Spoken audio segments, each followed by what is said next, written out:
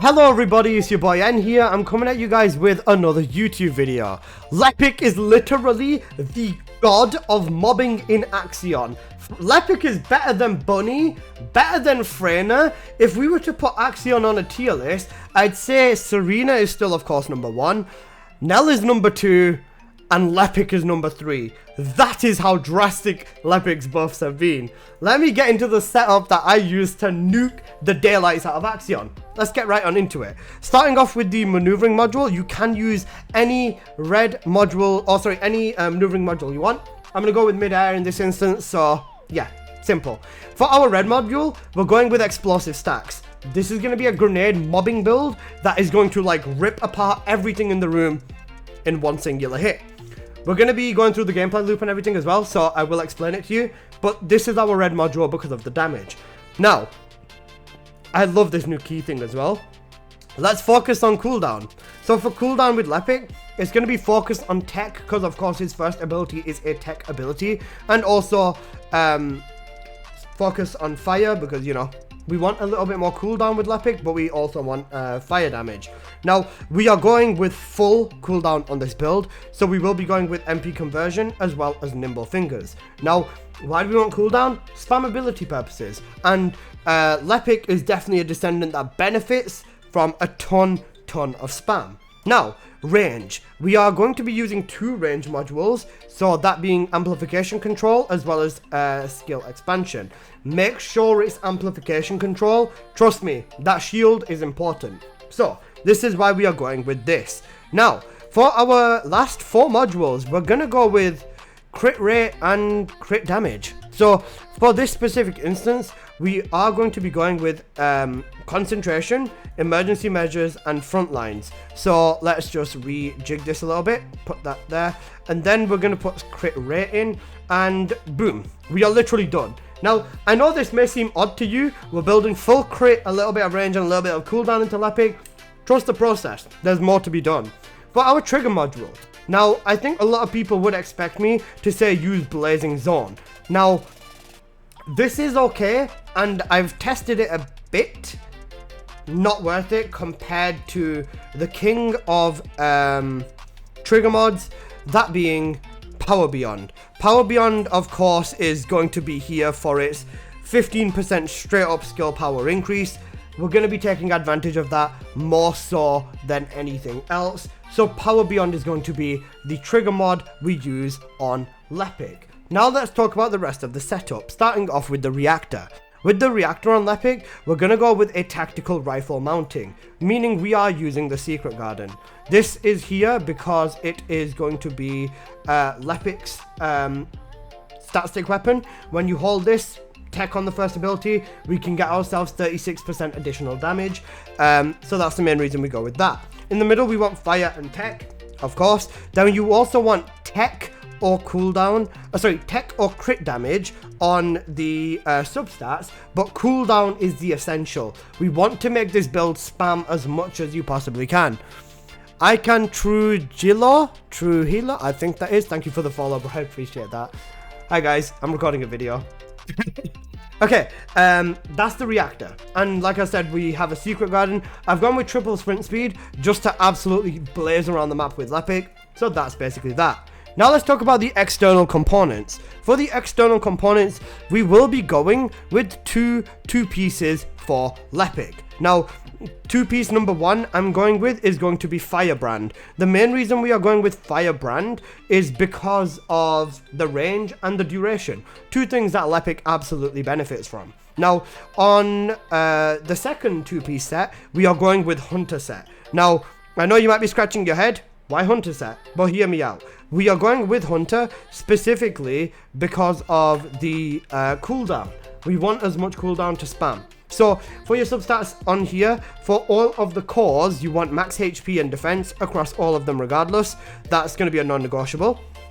For your power, max HP and MP recovery out of combat, max MP and recovery in combat, MP recovery modifier, then defense or electric resistance would be good in this instance. Then you do want max shield on here and shield recovery modifier. It's not 1,000,000% make or break if you don't get it, but if you can get it or you have got it, 100% use this, because the shield does matter in this instance. So that's what you want on your external components. For your Arche tuning, this is what we are going to go with for the tree. Now with the tree with Lepic, we are going to be focusing on our damage, and we do also want that little extra touch of range from here. So this is the first thing we are going to go to. It's going to be enhanced skill power. Now from here, we're going to go all the way up to enhanced cooldown, and from cooldown, we're going to go all the way up to Arche over shield, Arche over heat shield. This means whenever you have more than 50% of your shield, you're gonna get 42% extra crit damage.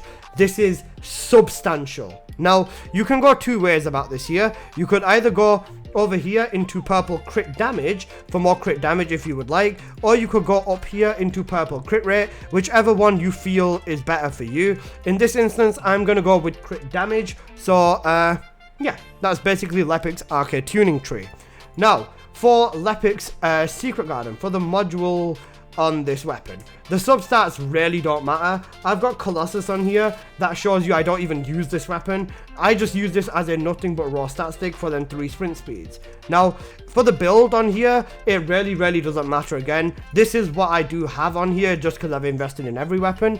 But the only important thing I would say is Brisk Walk. Brisk Walk is going to be what you 100% want to be using on your secret garden. Even if that's your only module, that's good enough.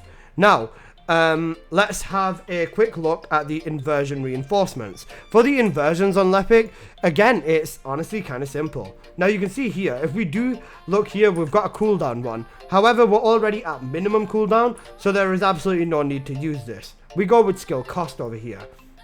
Skill cost is going to allow us to spam abilities a little bit more. Other than that, I would say grab the HP from here. Then the third one is completely up to you. You could go with one of the rounds one, you could go with one of these, it really doesn't matter.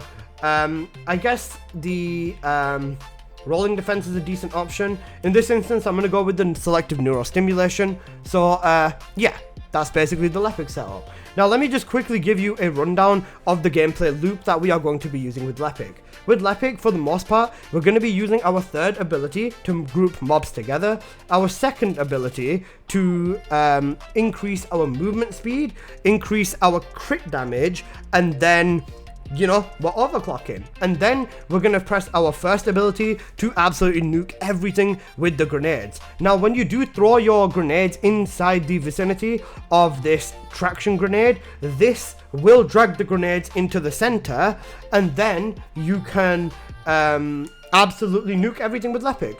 Then your fourth ability is going to be the GOAT when it comes to dealing with the final boss.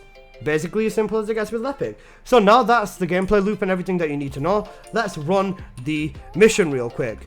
Also, if you need help with the Lunar Photon Imprinter, after you've got Ultimate Lunar, check your mail. It should be in there. So let's run this mission in here. We're going straight in with the swag with Lepic, going straight in with the grenade, throw that, and you can see everything just drop down and die. And because of our ridiculous cooldown, you can see how insanely cracked Lepic is. You don't need anything other than the secret garden, to be honest. Pop your 2, pop your 1, 2.7 million damage across all of the mobs, which, let's be honest, absolutely ridiculous levels of damage. Lepic is literally the GOAT, and if you don't believe it after seeing this, you need to open your eyes, because god damn does Lepic hit. He hits, and he's so fun to play. All my homies have been waiting for a Lepic buff since day one, and this Lepic buff is absolutely amazing. Now you can see here, if you have any MP issues, just pick up the MP drops on the ground. You shouldn't have any MP issues anyways, but yeah, basically that. Even over here, when it comes to just grabbing everything, Lepic just grabs everything and absolutely shreds them. Now, I did forget to mention, you can put in Malevolent on as well. If you get, like, one of the annoying mob things, the Steel Pincer or the other dude, I can't remember his name. Razor Claw or something, you can just use the Malevolent to destroy the strip on there, and then you can just nuke the daylights out of them with your 4th ability with Lepic. You know how it goes with my boy. Other than that, you're basically just balling. It's just simple run and jump around gameplay until you get what you want done, and in this instance, I don't know what to tell you. This is just like peak Lepic gameplay, genuinely. And for a mobbing build or an Axiom build, holy crap is this fun. This is more efficient or faster than Bunny can be, than Freyna can be, and it's Lepic. All my homies love Lepic. It's just in general a very, very well done rework / buff on the character, and I cannot express how happy I am with this Nexon. You absolutely cook with this. Even if you do miss your traction grenade, you can see there, the grenade still absolutely nuke. You can literally just stand in one position and just throw your grenade and you're done.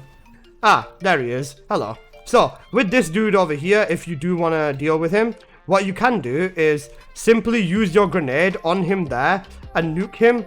Then comes your 4th ability if you want to finish him off. So let me just do this, get them out of the way, crack the 4th ability, crap, and you can see him melt.